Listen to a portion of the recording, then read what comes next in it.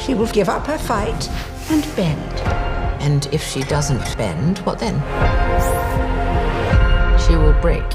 What piece of costuming or makeup made you feel the most like your character? I loved my first wig, the young wig.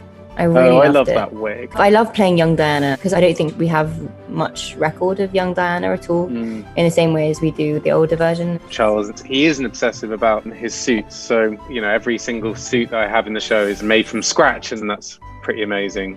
I always find that the country gear was always made me feel very posh. And Charles, it's quite different as well than other stuff we wore. It's very different. It's often very aged, and these kind of families, you always think that everything is new. It's not. It's like they keep the same boots for 50 years.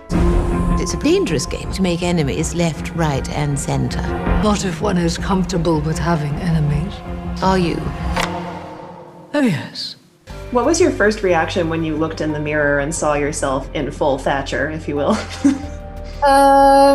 Pretty cool. I mean, when I first saw it all, I wasn't quite there yet on the mannerisms and the voice. And so it actually made me feel like I still had quite some work to do, which, it's good to know if you've got time. My goal is to change this country from being dependent to self-reliant. And I think in that I am succeeding. What was the most surprising thing that you learned about your character? It was quite a challenge for me and Josh not to play the ending, not to play the tragedy in Charles and Diana's relationship. We both were kind of surprised at how much love that we found to play between them. And so finding the nuances in the love of their relationship, I suppose, was really interesting for us. And really, I think, surprising for me.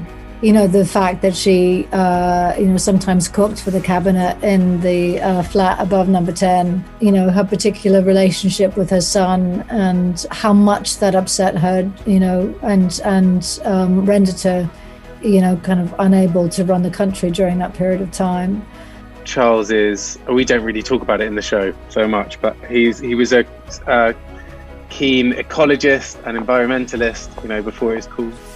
People sort of joked about Charles and his thing about, we need to treat the earth well. They thought it was some sort of hippie kind of idea. And of course now it was proved right. What does one have to do to get some kindness in this family?